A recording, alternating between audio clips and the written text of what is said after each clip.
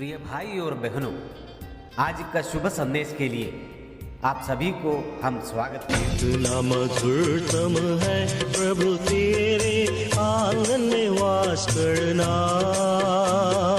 कितना मधुरतम है, कितना मधुरतम है प्रभु तेरे आंगन में वास करना, कितना मधुरतम है। सेनाओं के यहोवा तेरा निवास स्थान क्या ही प्रिय है। सेनाओं के यहोवा तेरा निवास स्थान क्या ही प्रिय है। कितना मधुरतम है प्रभु तेरे आंगन में वास करना, कितना मधुरतम है। आज का संदेश प्रभु के दास जोशी इब्राहिम असम से बांटा जाएगा। प्रार्थना के साथ सुनिए। परमेश्वर का नाम की महिमा हो। हमें सुनने वाला हर एक भाई बहनों को और एक बार जल्दी आने वाला प्रभु यीशु मसीह का श्रेष्ठ नाम में हमारा प्यार भरा नमस्कार। आइए आज का मनन के लिए हम लोग पढ़ेंगे पतरस का दूसरा पत्री 1 अध्याय उसका 3 और 4 पद। क्योंकि उसकी ईश्वरीय सामर्थ ने सब कुछ जो जीवन और भक्ति के संबंध रखता है हमें उसी की पहचान के द्वारा दिया है, जिसने हमें अपने ही महिमा और सद्गुण के अनुसार बुलाया है, जिनके द्वारा उसने हमें बहुमूल्य और बहुत ही बड़ी प्रतिज्ञाएं दी है, ताकि इनके द्वारा तुम उस सड़ाहट से छूटकर जो संसार में बुरी अभिलाषाओं से होती है ईश्वरीय स्वभाव के सहभागी हो जाओ। पिछले सप्ताह में हम लोग देख रहे थे ये 3 और 4 पद में जो है विश्वासियों का साधन, जो बिलीवर्स रिसोर्सेस, वो विषय हम लोग इधर देख सकता है। इधर हम लोग पिछले सप्ताह हम लोग देखा कि जीवन और भक्ति से जो कुछ संबंध रखता है वो सब कुछ हमें दिया है बोलकर हम लोग देखे थे। और ये सब कुछ हमें कैसे मिला है, हम तीन पद में ऐसा पढ़ता है, उसकी ईश्वरीय सामर्थ्य ने हमें सब कुछ जो जीवन और भक्ति के संबंध रखता है उसी की पहचान के द्वारा दिया है। और ये सब कुछ हमें मिला ईश्वरीय सामर्थ और उसकी पहचान के द्वारा हमें मिला है।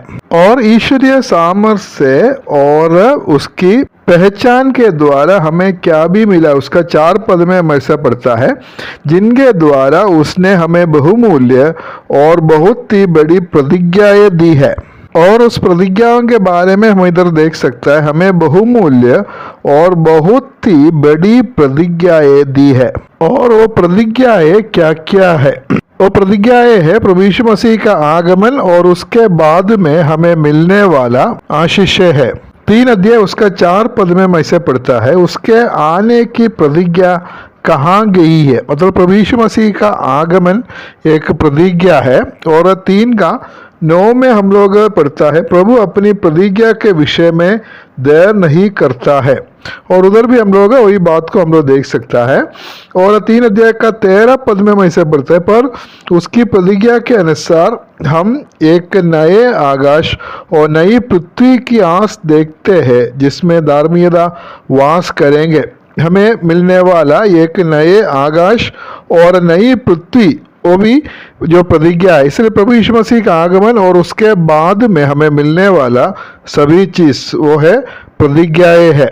इसलिए हम उस प्रतिज्ञाओं का बाट जोहते हैं, क्योंकि वो सब कुछ हमारे लिए बहुत बहुमूल्य है। हमें ऐसा प्रतिज्ञाएं दिया है, इसलिए हम क्या करना है, ताकि हम 4 पद में और आगे पढ़ता है, प्रतिज्ञाएं दी है ताकि इनके द्वारा तुम उस सड़ाहट से छूटकर जो संसार में बुरी अभिलाषाओं से होती है ईश्वरीय स्वभाव के सहभागी हो जाओ।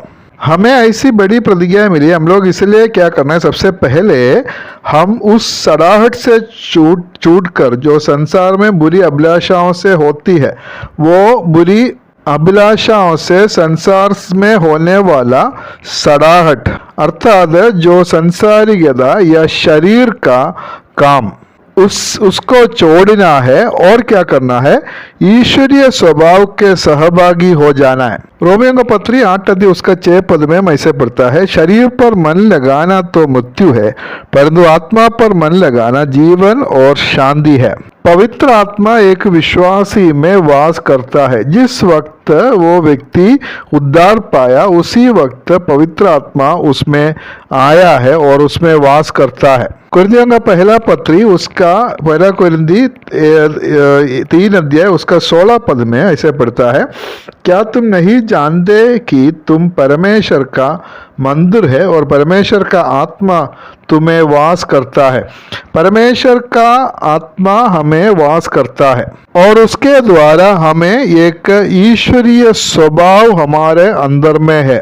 उद्धार पाने के साथ ही साथ हमें एक नए स्वभाव या एक ईश्वरीय स्वभाव हमें मिला है और वो स्वभाव जो है हमें क्या करता है, संसार में बुरी अभिलाषाओं से जो होने वाला जो सड़ाहट से छूटने के लिए हमें शक्ति देता है। गलातियों का पत्री 5 अध्याय उसका 16 और 17 पद, पर मैं कहता हूँ आत्मा के अनुसार चलो तो तुम शरीर की लालसा किसी रीति से पूरी ना करोगे, क्योंकि शरीर आत्मा के विरोध में और आत्मा शरीर के विरोध में लालसा करता है और ये एक दूसरे के विरोधी है। हमारा अंदर में एक नया स्वभाव है, एक आत्मिक स्वभाव है, लेकिन उसी के साथ साथ एक शारीरिक स्वभाव भी हमारे अंदर में है। और शरीर आत्मा के विरोध में और आत्मा शरीर के विरोध में लालसा करता है और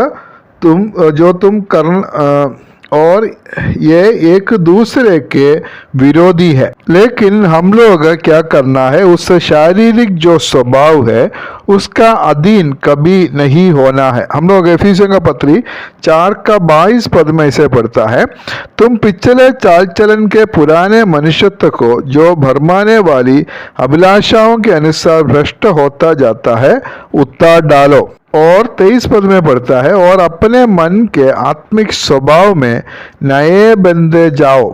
हमारा पुराना जो शारीरिक स्वभाव है उसको हम लोग उतारना है और नया स्वभाव को हम लोग पहन लेना चाहिए।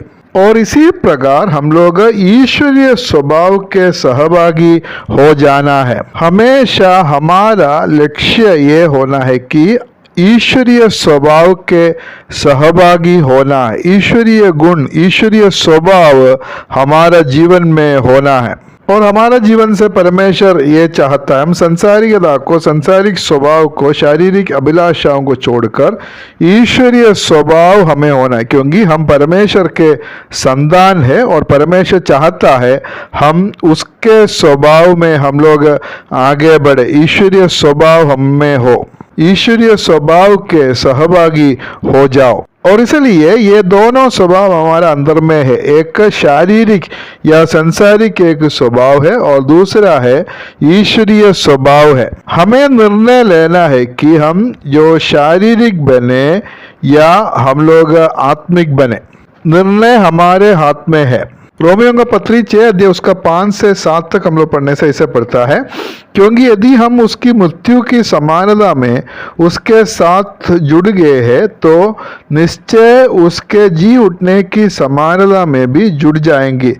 हम जानते हैं कि हमारा पुराना मनुष्यत्व उसके साथ क्रूस पर चढ़ाया गया ताकि पाप की शरीर व्यर्थ हो जाए और हम आगे को पाप के दासत्व में न रहे, क्योंकि जो मर गया वो पाप से छूटकर धर्मी ठहरा है। हम आगे की ओर पाप की दासत्व में नहीं रहना है और परमेश्वर चाहता है ईश्वरीय स्वभाव के सहभागी होकर हम लोग आत्मिक व्यक्ति हम लोग बने।